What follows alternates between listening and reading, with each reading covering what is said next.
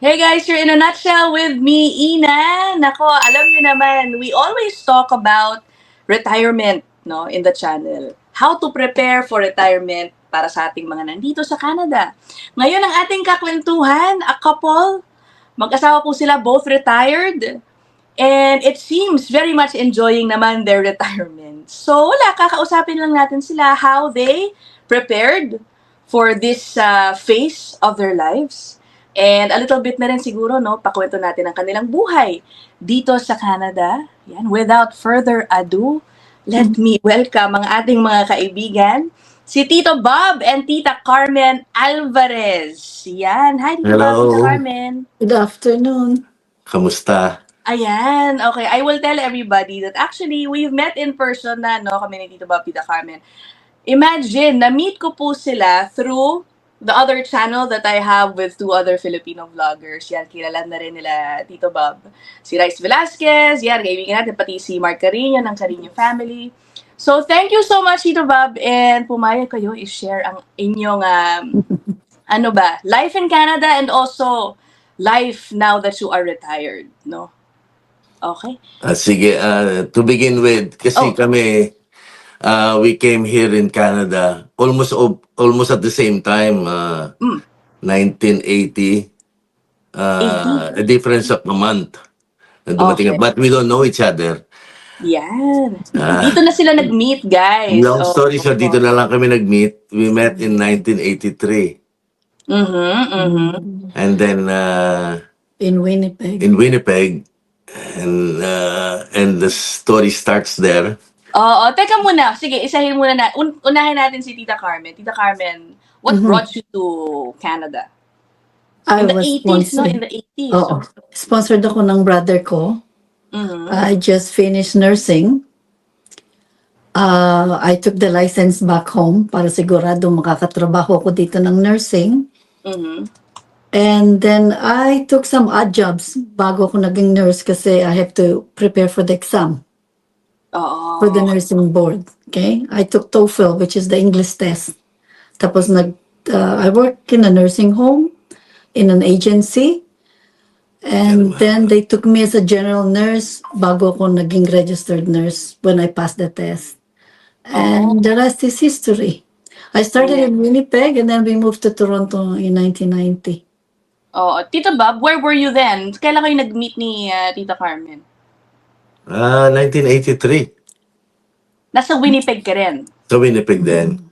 Okay. What brought you there? I started in Montreal. Oh, okay, okay. Sa Montreal kami nagumpisa. I was with my father sa family. Kasi ang father ko was sponsored by the company. Mhm. And from there, nag-stay ako sa Montreal for about 6 months. Nawalan ako ng gana, nagpunta ako sa Winnipeg. Bakit? Bakit Winnipeg at that time? Ando lahat ng relatives namin. Oh, okay, okay. Siyempre, medyo naive ka pa, bata ka pa. Ang gusto mo mga kakilala kasi wala akong kilala sa Montreal eh. So, What I decided to go to Montreal to Winnipeg by myself to be with my relatives and my grandmother. I see. Uh-huh. And what did you end up doing there? Sa isang factory. Okay, okay. Kasi I was an aircraft mechanic back home. Pero hindi ko makuha yung aking I have to go back to school. So, alam mo na, binata, nakalimutan ng school. Nako, alam ko yung ganyang storya. Okay. And then, I met her through friends. Yan. Okay. At that time in the 80s, how were newcomers back then? Naalala ko kasi si Tita Carmen nung kwentuhan kami before. You sort of shared your experiences na parang similar din sa mga na-experience ng mga newcomers ngayon when it comes to finding a job. And at that time, I think naabutan kayo ng there was a recession also at There that was a time. recession Sige at the nga, beginning. can you share with us what happened then? Sabi nila, madali daw ang trabaho at the beginning. Marami ako narinig na magdala ka na ng baon at the same time pag naghanap ka ng trabaho. Pero nung dumating kami, that's not how it is. Uh-huh. Medyo mahirap na rin ang trabaho, but luckily, nagkaroon din ako ng trabaho, which is, I enjoyed doing it for a while.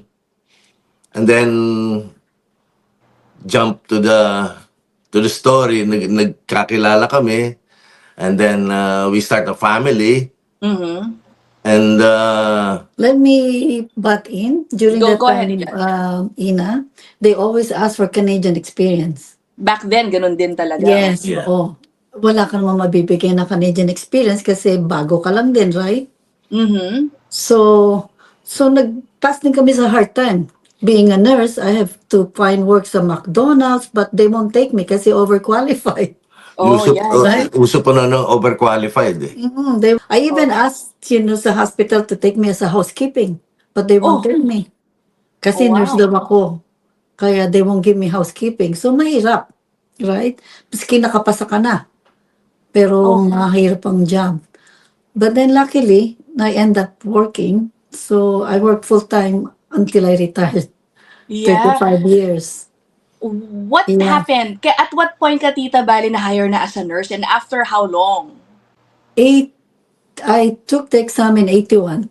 Okay. But during the 81s, during that year, I work odd jobs. Kasi mahirap nga yung trabaho, recession eh. Yeah. So pumasok ako ng nursing home, tapos sa agency, Mhm. right? Until na-take nila ako as full-time. Nice. So that's the start. Hanggang we moved here to Toronto, recession na naman, Oh. What year was that? Nung nag-Toronto po kayo? 1990. 1990. In the middle of a recession. No, Hindi, actually, we didn't know it was a recession. Oh. We came here We just came for a vacation. went for a visit here in 1989, Mm. and then we look how it looks like in Toronto. I got offered a job. Sabi namin Oh. maganda, maraming trabaho. Oh. So we decided to start cleaning up. Nag-decide kami To sell the house. to sell the house, everything. And then when we decided to go, it was 1990. At the same time, wala na nag-umpisa na recession. Oh my But it's God. too late. We quit our job. We We sold our house. sold our Oh. house. Took our 2 boys. So it's a Oo, little bit of may a anak na struggle to kayo, begin eh, di- with. Yeah. So how was it? Paglipat nyo ng Toronto, wala pala kayong mga nadat na work. Wala. Wala. But Oh, we zero. were a little bit prepared kasi gawa na nagbenta rin kami ng bahay namin. Meron na Yeah, rin kami- okay. meron na rin kaming konting ipon. So we are a little bit prepared na we will survive for another 6 months. 6 months buffer. Yeah, I would say that way. But anyway, after 3 months, he found a job. Can you imagine Yo. 3 months? Oh. I'm willing to do housekeeping again, but they won't Yeah. take me. Yeah. And then we live in Markham. They want me to move to work in Hamilton. Wow. How will I do ano? that? Commute Exactly. from Markham to Hamilton? Mhm. So I didn't take the job. So I sabi ko, I'm still new in the place. Bakit niyo ako dadali sa Hamilton? Oo. Is there still dun meron pang Masyadong employment bata. office nun, di ba? Oo. Tita, yung naging full-time job mo after 3 months, nurse na ulit. Oh yeah.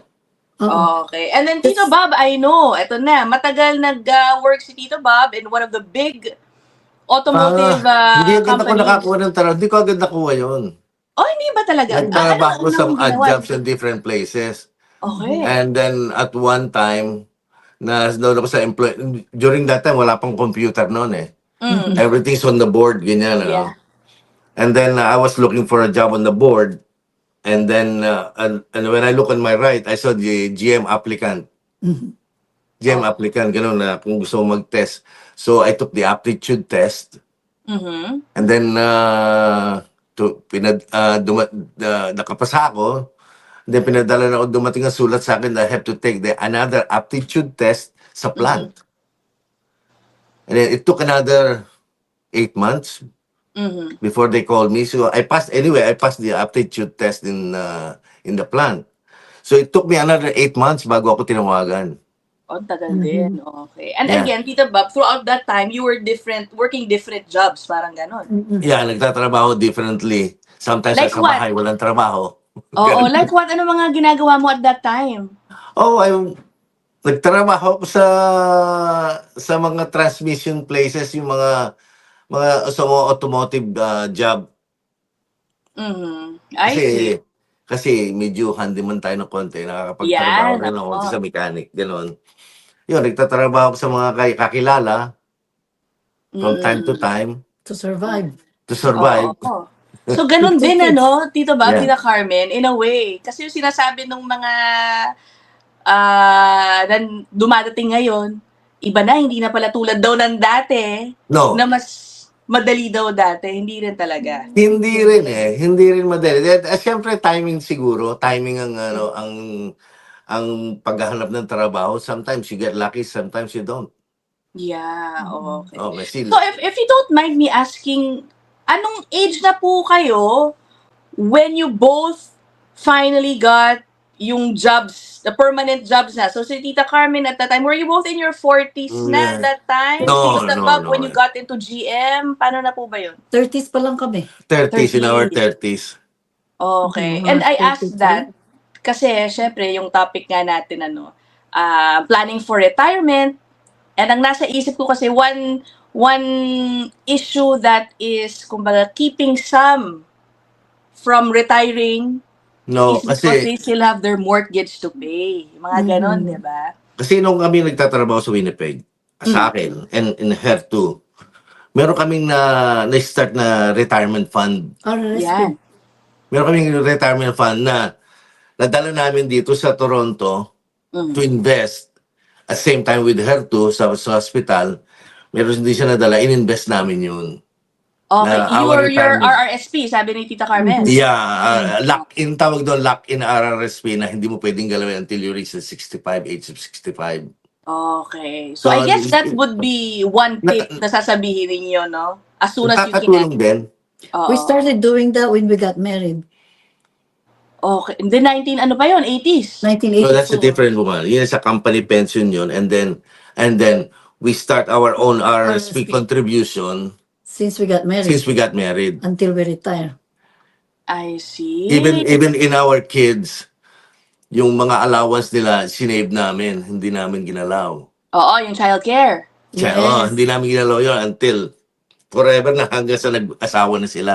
We showed it to them. May mga contributions sila sa amin na halimbawa nagkaroon na sila ng trabaho after their school, nagkaroon sila ng trabaho, inobligate ko sila Mag-share. na mag-share sa amin And then where did you put that money? to their bank, to their account. Sa kanila, for They the didn't know. kids. They didn't know. Oh, nice! They Okay. didn't Oh, ba? Nilagay namin sa account nila every time Since they were born. since they were born na merong dumarating sa kanila, nilalagay namin sa bangko. Oh, what a good idea. Hanggang sa nag-asawa sila, Oh, hindi nila alam na meron kaming fund para sa kanila. ang And then when galing they naman. get married, ibinigay namin sa kanila. Yung kanilang One by one. Wow! Mhm. How lucky. And yung pinaglagyan niyo po ng pera nila, was that just an ordinary savings account? Or Ordinary did you put savings min- account lang. Okay. Yung pinag-open namin sila na account. And then when they got married, pinapunta namin sila sa bahay, ipinresent namin sa kanila yon. bank book. Yung bank book na inumpisahan namin sa kanila. And they cried. Hanggang sa sila mag-asawa. Oh, very nice. And each one of them are crying. Oo. Kasi minsan nagagalit sila sa amin dahil inuobliga ko sila magbayad eh. To share, right? What a To good share sa idea. bahay. Oo nga. That's nice. Mhm. Tapos, paano naman yung sa inyo? Okay, because I want to talk about how you guys reached this point in your lives. Both of you retired. Ngayon, alam ko, pa-cruise-cruise na lang kayo. Yeah, By the way, alam yeah. ko, kakauwi Hindi, nyo yun lang. naman lang. Yung isang reward lang sa amin naman yung mga kami makapag-travel, ganyan. Yeah. Dahil of all the hard work na pinagdaanan namin, yung aming, how We do got struggles too. yung mga struggle sa buhay. No? Financially too. Siyempre, Kasi- ganun tayo. It's part of life na Yeah. ikaw hindi naman pwedeng puro glory lahat ng ano mo di ba? Of course, yeah. Si Israel, do you have struggle too? Even with our kids, may struggle din kami sa kanilang mga personal, ganun. Di ba? Pero we We made sure survive. they finish school. Ang importante, eto na, back to, let's start the retirement. we start thinking about retirement when I think that was 2005 when we Okay. start thinking of upgrading our house. Yan. What do you mean? O, sige, paano nangyari yung Yeah, discussion? kasi during that time, yung mga nakikita namin, friends, ganyan, na they're upgrading their house, Bigger house. bigger house. Mm. Ngayon, nagtingin kami ng bahay. Mm. And luckily, yung tiningnan namin bahay na gustong-gusto na namin nabenta, hindi namin nakuha. Okay. So it was disappointed. And then umuwi kami sa bahay mag-asawa. Ngayon, tinanong ko siya. Sabi ko sa kanya, do you want to retire early or Buy a new house. or buy a new house? Oh. Sabi ko, if you will buy a new house, you will work until 65. Yeah. Or stay in our house, you can retire anytime you want. Uy, how grabe. we- Anytime na talaga. Ah. Retirement age. Ano, she 65 retired and above. 55 and above, ganyan. Sagot niya sa akin, dito na lang ako sa bahay ko. Oo, no. Sometimes you have to make that choice. Eh. And then Tempt lang bumili ng bahay, eh, no? fast forward after 10 years siguro, You pay the house. we paid our house. And the kids are done school but before that. So everything fall into place. Kaya napaganda yung hindi namin pag-decide ng bahay. Andito lang kami. Kaya lang, kakalug-kalug kami na ngayon. But Uy. back then, kaya kami nag-iisip bumili ng bahay dahil gawa ng maliit ang bahay para sa amin dahil 3 lalaki eh. Oo, They're oo, going oo. to school, they have to study privately. Hindi namin magawa kasi dalawa yung magkasama yung dalawa sa isang kwarto. Oh. Uy, pero grabe naman ha. I've been to your house. It's not small naman. Grabe kayo. Hindi, malaki sa amin dalawa. Ngayon, oo, Ngayon. no. Oo. But if you look at, nung nandito silang 3, magulo. It's I not like see. this before. Oo. Oo. So you were able to pay your mortgage, 15 years ago pa. Mga ganoon, oo. Nice. If you don't mind me asking, no, what was your strategy in paying off your mortgage? O dalawa kayo nagtatrabaho? Were you doing lump sum Okay, payment? okay. Yeah. Nung when we start our mortgage, ang interest namin is 8.39%. Ang taas. Oh, mataas yun. Pero mababa pa yun at that time kasi gawa ng in-assume lang namin yung mortgage nung bahay na nakatira dito. Okay. Siguro ang mortgage that time, another 2-3% ang mortgage. Alright. So anyway, ginawa namin, Teka muna, we rented for 5 years before. 5 years renting. Alright. we rent for 5 Nag-rent. years and then the market went down. That's when we bought the house. That's when we bought the house. Okay. So anyway, ang ginawa namin instead of every term, let's say 3 years term ng mortgage, instead of putting a lot of money or some money, we decided to top up our payment. Okay. And then also it's bi-weekly, not monthly. Oo, may gumagawa nun yung bi-weekly na extra. Alright. Para mabilis. So para mabilis ang ano, let's say halimbawa ang bayad namin let's say 1,000 to sa bahay. I mean like $200 a month halimbawa. Okay.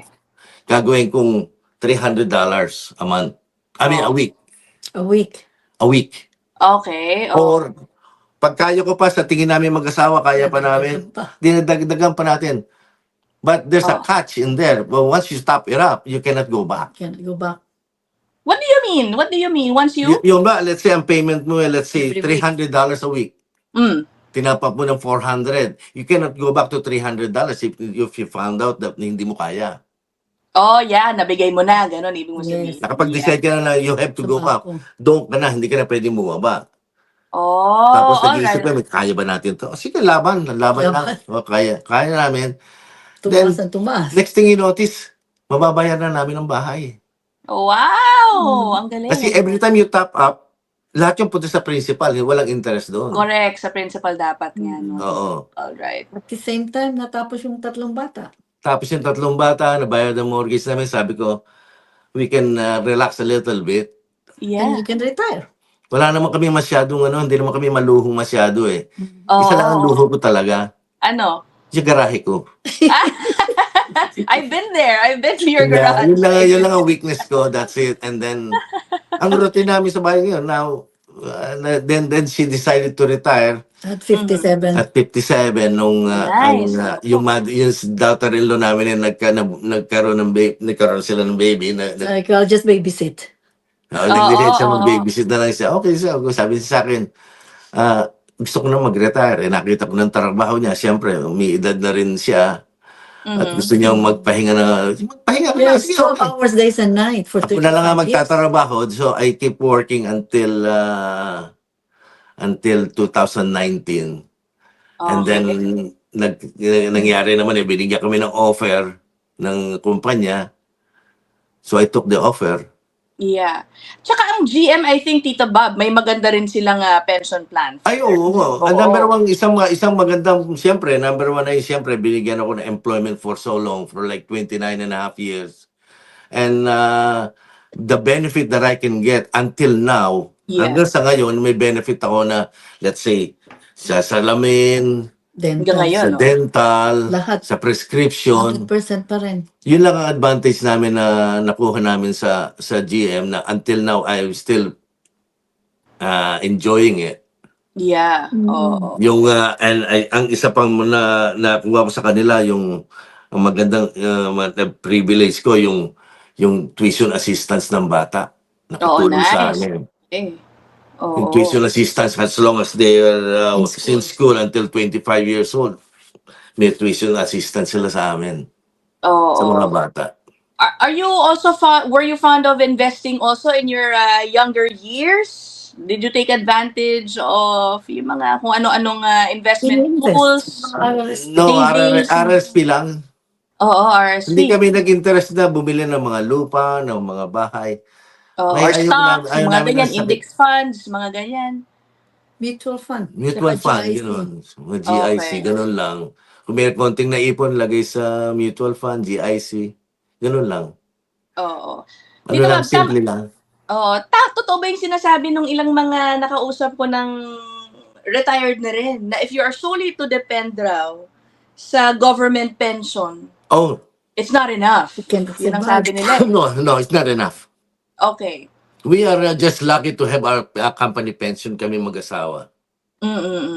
Kailangan, so would you advise those, siguro yung mga newcomers, na critical din pala talaga to find a good employer, to Yes, augment of course. your- Pero nowadays, nakikita ko ngayon, nowadays, yung long-term employment, hindi na masyadong...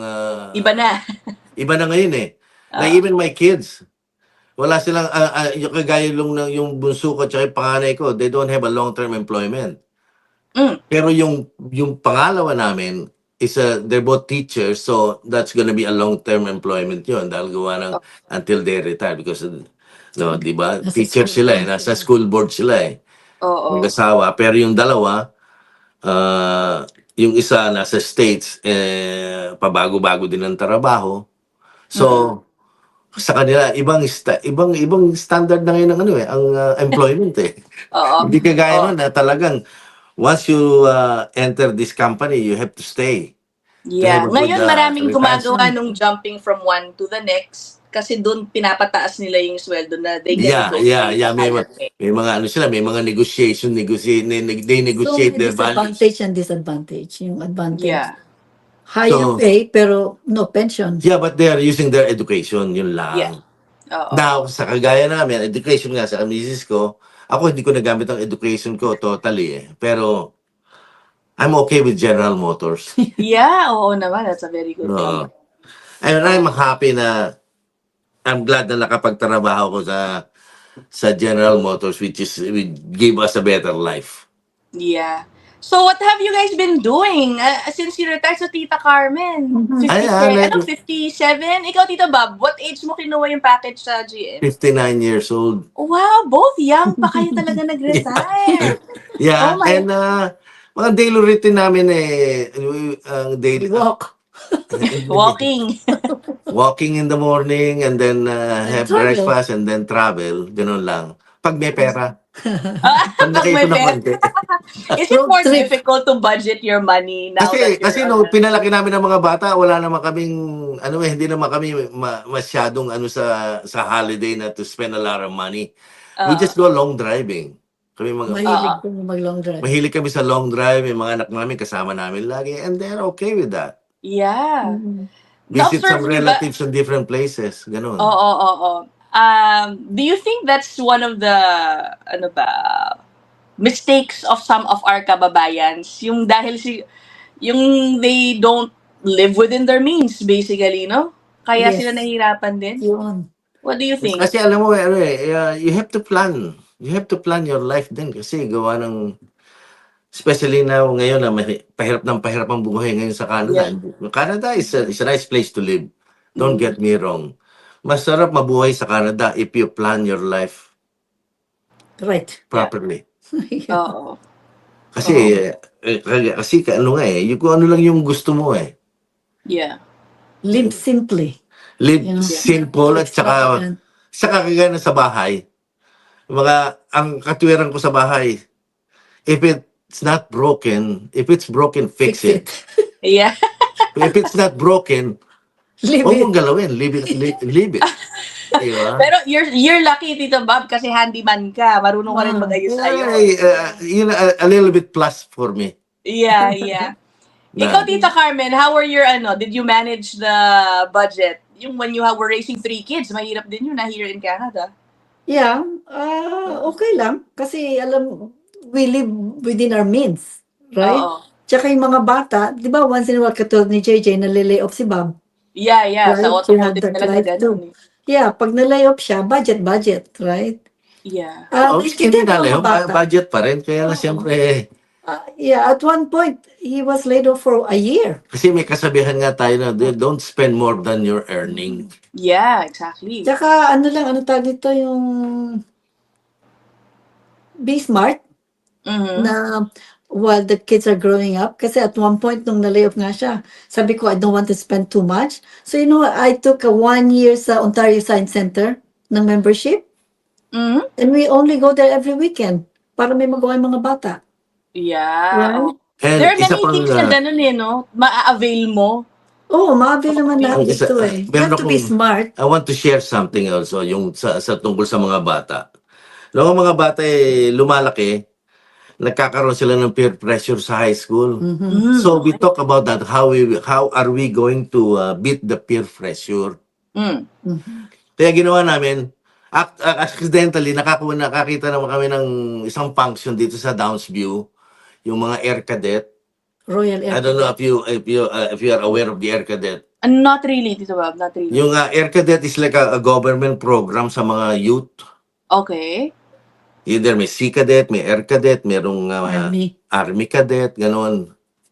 Yung dito sa amin, naghanap kami ng kung meron sa amin. Kasi nag-inquire kami sa kanila, meron daw sa Markham. So we decided to call them, and then from there, we joined the kids. And they enjoy it until they 18 years old. That's free, Tito Bob? Yeah, libre yun, Oh, libre. nice. 12 years old. If you watch, lima ko family. Limcauco family. Yung nasa Edmonton. Limcaw ko. Na-interview Yes. namin sa spot nyo yun. Yung anak nila, naka-join. naka-join sa Air Cadet. Okay. Ano mga ginagawa for the kids doon? Oh, parang they do some drillings, they do some... It's about flying. Hindi. Oo. Hindi, yung mga may routine sila na nagmamarcha sila, may mga Military may training. mga school, may mga class sila doon na tinetrain ng mga bata. Discipline. Discipline. And then at the age of pagtapos ng school, siyempre yung bakasyon na. They have their camp. They have summer camp. May summer camp sila. Oo. Some of them go for 6-week camp. 4 Until, weeks. pagka matagal ka na doon, yung almost graduate ka na, may mga course silang kinukuha. Kung sa flying, merong mechanic, ganyan. Yung mga anak ko, nag-fly sila. They become a pilot Nice! Through Air Cadet. through Air Cadet. Oo. Oh my gosh. Yung camp, Tita Bob, Tita Carmen, may bayad ba? Wala. Libre Wala lahat yun. rin. Yeah. That's what Maganda. people should take advantage sa mga anak nila. Okay, nice. Yeah. And they pay the kids too. May bayad pa yung mga bata, allowance. may allowance yung mga bata. Aba. They have the whole summer nandun sila. Andun sila. Nasa camp Oo. We sila. just visit them. Let's say Trenton Air Base, Trenton, or sometimes they go far like Bagotville, Quebec. Sometimes they go all we the way visit to them.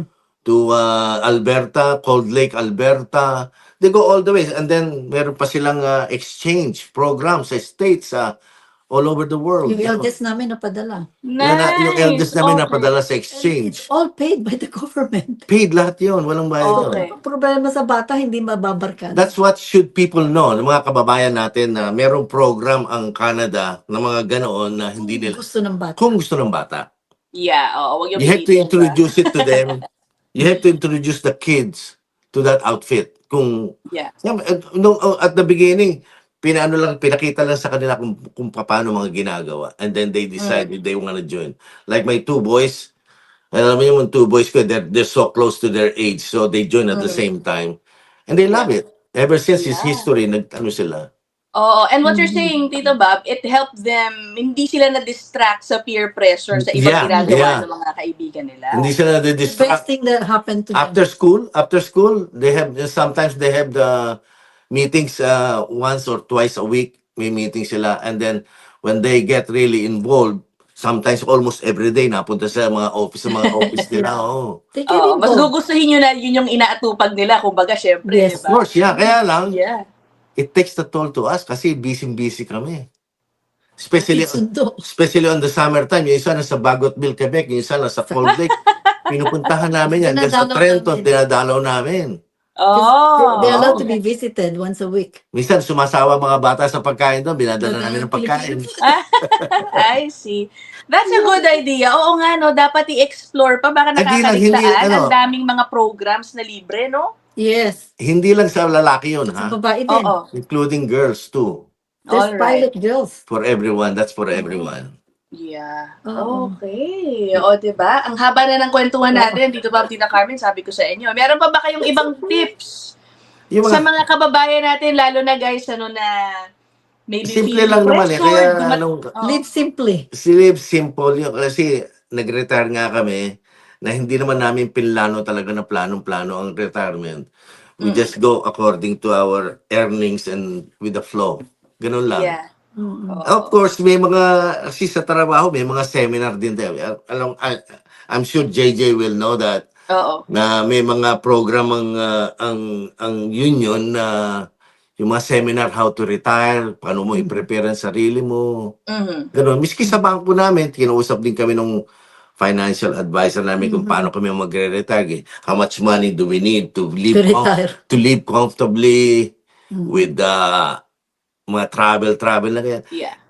Ang sa akin lang, nasa sa iyo how will you manage your retirement. Yeah. If you want to manage in a luxury way, siyempre, depende rin sa budget mo kung anong kaya mo. Kami naman, nakakatravel kami kung saan, pero the simplest way Yeah. Mhm. Oo. na hindi kami ito nga, minsan sinasabi ko, bumili ka naman ng gusto mo. Sometimes, hindi ko naman, not necessity.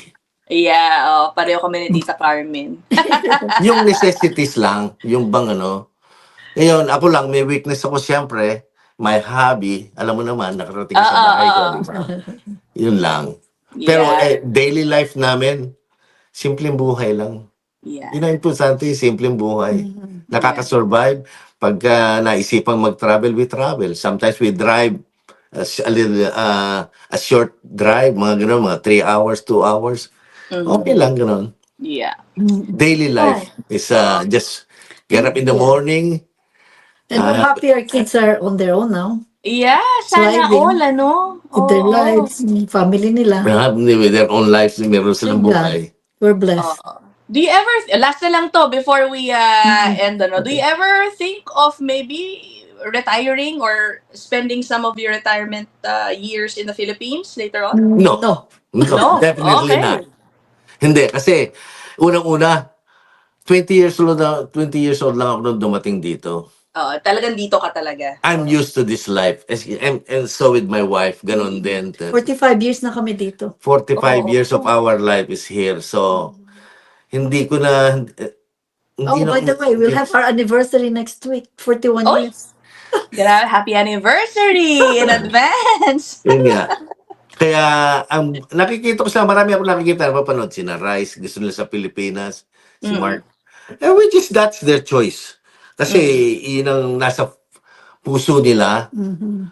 And I have nothing against those people. Mga Yeah. ganun. Kung Oo. saan nila gusto mag-retire, that's fine. Pero, in our case, I don't know, narinig ko rin sa'yo. Ako dito ikaw, ako eh. Dito ka. Kami ganun din. Tsaka our Especially, kids are here. especially Mga our, apo nandito. mga apo namin nandito eh. Kaya, Yeah, So, ano gagawin ang mo sa buhay namin Philippines? nandito. that's right. Okay. Yeah. Well, diba? Natapos Thank na. you. Thank you so much, Tito Bob, Tita Carmen, for Okay. sharing your I experience. hope they learned Sana. something from us. I hope nakapagbigay kami ng konting tips para sa Diyan. So, magre-retire. magre-retire din. Meron yan. Oo, I'm sure maraming napulot yung ating mga viewers. Thank you so much again. Ay, maraming salamat din at pinili mo kami. Oh, It's hindi an kita honor. pinili. Grabe ka para It's an namang honor ano. for us to be in your show. Ay, nako po. Thank you so much. Oh, guys, ayan, we got some tips and insights kung paano na-achieve nila Tito Bob, Tita Carmen ang kanilang buhay ngayon. See what fits sa inyong lifestyle, di ba? Yeah. Pero I agree. I think definitely. Ang masasabi ko lang, ang advice ko lang talaga, never spend more than your earning. Oo, talaga. Number one. Lalo na sa Canada, napaka-tempting to swipe Tempting and swipe talaga, and oo. swipe. It's so easy to spend money. Live Kasi kung- simply. It's the best. Oo. Okay. Oh, guys, dito simple na and muna. humble. Simple and humble. Tama. Okay. We will end Thank this you, Ina. episode here. I'll see you guys in the Okay. next one. Thank you so much. Thank you so much. Bye-bye.